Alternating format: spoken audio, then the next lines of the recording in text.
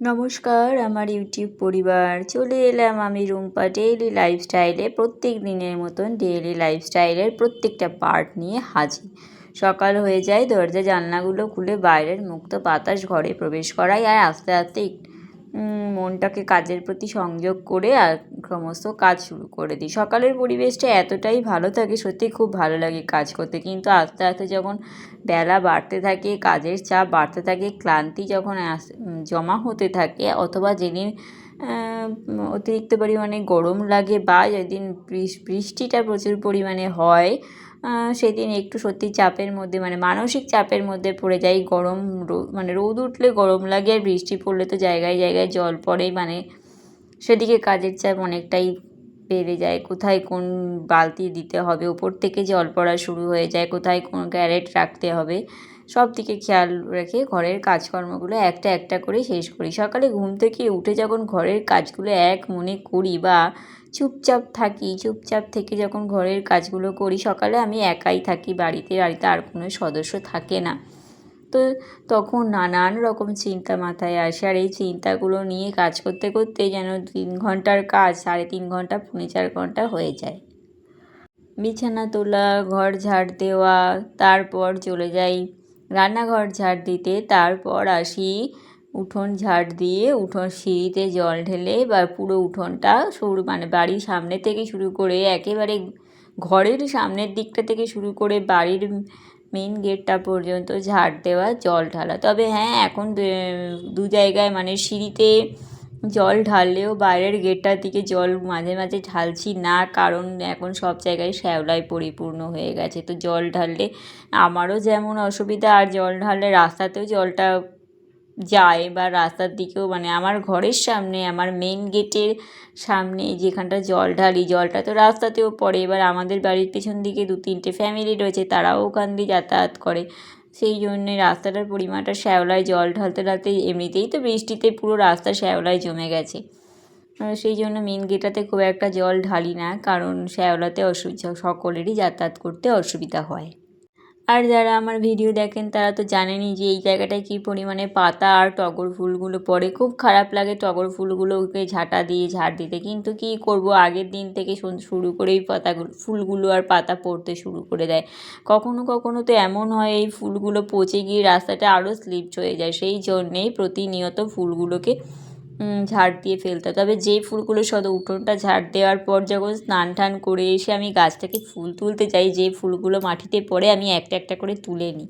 আচ্ছা, আমরা যখন বাজার থেকে কোনো জিনিস কিনে নিয়ে আসি, তখন কি আমরা বিচার করি যে ফুল বিক্রি করছে সেই কি পরিষ্কার জামা কাপড়ে পরে আছে, বা ফুলগুলো কি খুব পরিষ্কার জায়গা থেকে তুলে নিয়ে এসেছে?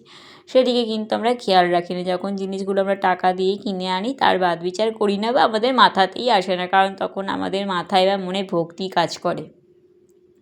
তা সেই হিসেবেই সেইসব কথাবার্তা চিন্তা ভাবনা করেই আমি ভাবলাম যে মাটিতে ফুল পড়ে আছে তো কী হয়েছে, ফুলগুলো তো পরিষ্কার জায়গাতেই পড়েছে। সেই জন্য মাঝে মাঝে কয়েকটা ফুল তুলে নিয়ে ঘরের পুজোর কাজেই লাগিয়ে দিই। আর ফুলগুলো এত বড় বড় হয়, তরতাজা, ফেলতেও মায়া লাগে। আর যেই ঝাড় দিয়ে ঘরে যাব, আধ ঘন্টা পরে আবারও ফুল পড়তে শুরু হয়ে যাবে। সেই জন্যেই সঙ্গে সঙ্গে তুলে নিই, কারণ এই ফুলগুলো পচে গিয়ে রাস্তাটা প্রচণ্ড পরিমাণে স্লিপড হয়ে যায়। তো এবারে বাসন কোসন মেজে ঘর মুছে চলে যাই আমি স্নান করতে। স্নান করার পরে আর কোনো বাসি কাজ আমার থাকে না। আমার কেন, কারোরই স্নান করার পর বাসি কাজ থাকে না, কারণ বাসি কাজগুলো সেরেই আমরা স্নান করতাম। আমি একটা গল্প আপনাদের বলি। আগে না আমি পুজো দিতাম, সমস্ত কিছু রান্নাবান্না সেরে, যখন আমার শাশুড়ি মা ছিলেন, রান্নাবান্না সেরে তারপরে শাশুড়ি পুজো দিতেন। তবে যখন যখন উনি পারতেন না, আমাকে পুজো দিতে বলতেন। বা এক বছর উনি শয্যাশায়ী ছিলেন, বা উনি চলে যাওয়ার পরেও প্রায় 2 বছর মতো আমি স্নান টান করেই বেলার দিকে পুজো দিতাম। স্নান করে, রান্নাবান্না করে, সকালে টিফিন করে, ভুল বললাম, আগে ঘুম থেকে উঠে বাসি কাজ সেরে জামা কাপড় চেঞ্জ করে, টিফিন খেয়ে, রান্না করে, আবারও রান্নার পরের কাজকর্ম সেরে, স্নান করে ঘরে আসতে আসতে বেজে যেত 1:30। তারপর আমি পুজো দিতাম। তখন শরীরও আর ক্লান্ত হয়ে পড়তো, পারতাম না শরীর চালনা করতে। আর পুজো দিতে বসা মানে কি শুধু পুজো দিয়ে উঠে যাওয়া, পুজো দেওয়ার আগে ঠাকুরের ঘর মোছা, পুজো দেওয়ার পরে ঠাকুরের বাসন মাজা, প্রায় 45 মিনিট মতো সব শুদ্ধ চলে যায়। তো তখন আর শরীরে পারতাম না। আমার বোন আমাকে জানায় যে না, ওটা না করে সকালবেলায় ঘুম থেকে উঠে বাসি কাজ সেরেই তুই পুজো দিয়ে নিবি। তারপর থেকে ওর কথা মতন শোনার পর থেকে আমি সেটাই করি, আর খুব উপকার হয়। সকালের দিকে পুজোটা হয়ে গেলে না সত্যি মনের দিক থেকে অনেকটাই ভালো লাগে, যেন মনে হয় ঠাকুরকে না দিয়ে আমি কিছু খেয়ে নিলাম সারাদিনে। সেই জন্য তা নয়, আমি অবশ্যই উঠে এক গ্লাস জল বা বিস্কুট কিছু না কিছু খাই, কিন্তু ওই যে টিফিনে ভাত রুটি যাই হোক এগুলো খাওয়া পুজোটা না দিয়ে করতে হতো আগে, কিন্তু এখন আর সেটা করি না। আমার খুব ভালো লাগে ঠাকুর বা মায়ের থেকে শিখেছি যে এরকম হাঁড়ি বা হাঁড়ি তো আমাদের মা লক্ষ্মী, হাঁড়ি বসিয়ে একটু প্রণাম করে নেওয়ার, যেন মনে হয় যে মা লক্ষ্মীকে স্মরণ করে নিলাম। আর রান্না বলতে আজ হচ্ছে শুক্রবার, আমিষ রান্নাই করব। গতকাল পার্শে মাছ আনিয়েছিলাম, পার্শে মাছের ঝোল করব কালো জিরে আর কাঁচা লঙ্কা দিয়ে পাতলা করে। আর কি করব ভেবে উঠতে পারছিলাম না, তাই চলে গেলাম কাঁকরোল আর আলু দিয়ে ঝাল করতে। আমিষ নয়, এই পেঁয়াজ লঙ্কা দিয়েই করেছি, পেঁয়াজ আদা রসুন এইসব দিয়েই করেছি। আমি জানি না কাঁকরোল রসুন দিয়ে করে কিনা, তবে আগের দিন করেছিলাম, খেতে বেশ ভালোই লেগেছে। সেই জন্য আজকেও তাই পেঁয়াজ আদা রসুন জিরে ধনে মিষ্টি নুন হলুদ শুকনো লঙ্কা সব কিছু দিয়ে একটু মাখা মাখা করার চেষ্টা করেছি, খানিকটা আলুর দমের মতন। একদমই তা নয়, একটু ঝোল রেখেছি, আলুর দমের মতো করেছি, যেটা দুপুরবেলাও খাওয়া হয়ে যাবে আর রাত্রেবেলাও খাওয়া হয়ে যাবে। তবে আগের দিন কাটি কচু করেছিলাম, সেখান থেকে কিছুটা টিফিন কর্তামশাই রান্নাটা খুবই ভালো লেগেছে, তো সেখান থেকে কিছুটা আমি টিফিন করে নিয়েছি আর কিছুটা রেখে দিয়েছি ওর জন্যে। তা সেই হিসেবে আজকের মেনু হলো কাটি কচুর তরকারি, আগের দিনের কাঁকরোলের ঝাল আর পার্শে মাছের ঝোল। তো দেখা যাক, এবার দুপুরে তো খেতে বসলাম। আমি খেতে বসে খাওয়াতে এখন হয়েই গেছে, এখন বাজে 7:30, আমি ভয়েস দিচ্ছি। আর এই যে আমরা কাঁকরোলের ঝোল নয় ঝাল হবে, এটা একদম রেডি, আর কিছুক্ষণ ফুটিয়ে নিয়েই আমি নামিয়ে দিলাম। আর এই যে সবকটা মাছ একেবারেই দিয়ে দিয়েছি এখানে। মাছগুলো খুব একটা বড় সাইজের ছিল না বলে আস্তে আস্তে করে সবকটাই উল্টে নিয়েছি, কোনোটাই ভেঙে যায়নি, কিন্তু খুব সাবধানেই করতে হয়েছে। মাছগুলোকে ভেজে নিয়ে সবকটা মাছ অবশ্যই আমি রান্না করিনি, 4 পিস মাছ রেখে দিয়ে বাকি 8 পিস মতন রান্না করেছি, যেটা আমাদের দুপুরের জন্য 4টে করে অনেকটাই হয়ে যাবে। যদিও আমি জানি আমার কর্তামশাই 4 পিস মাছ খাবেও না। তো যাই হোক, এখন যখন ভিডিওতে আমি ভয়েস দিচ্ছি 7:30 বাজে, তো বুঝতেই পারছেন দুপুরের খাওয়া দাওয়া তো হয়েই গেছে। কর্তামশাই আর আমি খাওয়ার পরে 1 পিস মাছ রয়ে গেছে, ভাজা মাছ 4 পিস রেখে দিয়েছিলাম।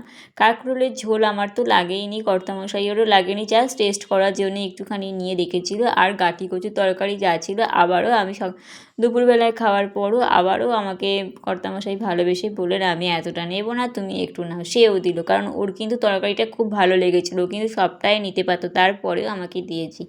আর বলেছিলাম পেয়ারা আনতে, তো আবারও গতকাল একটা পেয়ারা নিয়ে এসেছিলো, যেহেতু আমি একাই খাবো, খুব একটা পেয়ারা মাখা বা পেয়ারা খেতে চায় না, তো সেটাই আজকে গতকাল আর করিনি, আজকের জন্য রেখে দিয়েছি। দুপুরবেলা ভাত টাত খাওয়ার পরে বিকেলে 4টে 4:30 সময় এই পেয়ারা মাখা নিয়ে বসেছিলাম, কিন্তু কর্তামশাই খাইনি, তার 2 পিস 3 পিস নিয়ে, মানে 2 টুকরো 3 টুকরো নিয়ে বাকিটা আমি খেয়েছি, আর অর্ধেকটা রেখে দিয়েছি, মানে এখনও পেয়ারা মাখা থেকে অর্ধেকটা রয়ে গেছে।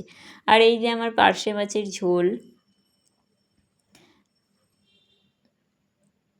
আর এটা হচ্ছে কাঁকরোল আলুর ঝাল, দেখতে বেশ সুন্দর হয়েছে। এটা একদমই ধরা হয়নি, রাত্রে খাবো রুটি দিয়ে, কেমন লাগে দেখবো, আর আগামীকাল অবশ্যই আপনাদের জানাবো। আর ছিল কাটি কচুর তরকারি, যেটা বললাম যে আগের দিনের রান্না। এরপর রান্নার পরে গ্যাস ট্যাস মুছে নিই, তাই করি প্রত্যেক দিন। আমি শুনেছিলাম যে গ্যাসটা হচ্ছে মানে উনুন, রান্নার পরে উনুন পরিষ্কার পরিচ্ছন্ন করে রাখা উচিত খাওয়া দাওয়ার আগে। তো সেই মতনই সঙ্গে সঙ্গে রান্না হয়ে গেলে গ্যাসটা পরিষ্কার করে নিই, আর বাসনও জমিয়ে রাখি না, রাখলেই হয়।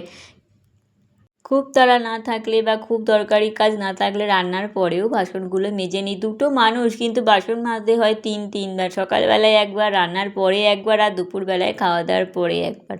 3টে মানুষের 3 দফায় দফায় বাসন মাজতে হয়। তা প্রথমে ভেবেছিলাম যে রেখে দেবো, একবারেই সব মাজবো, কিন্তু না, সেটাতে আর মন চাইলো না, রেখে দিতে ইচ্ছা করলো না। প্রত্যেক দিনে খাওয়ার মানে 3 বেলাই বাসন মাজি। আর এরপর চলে এসেছি, বেশ ভালো রোদ ছিল গতকাল কর্তামশাই তার জামা প্যান্টটা কেচেছিল, সেটাই ভালো করে রোদে দিয়ে গেলাম যাতে ভালো করে রোদ পায়। রোদ তো খুব ভালোই পেয়েছে আর একেবারে খটখটে হয়ে গেছে। আর যে জামা কাপড়গুলো আমি 9:30 10টার সময় মেললাম সেইগুলোও প্রায় শুকিয়ে এসেছিলো। এতক্ষণ পর্যন্ত যারা আমার ভিডিওটা দেখলেন তাদের অসংখ্য ধন্যবাদ এইভাবে সাথে থাকার জন্য, পাশে থাকার জন্য। আমিও পাশে আছি।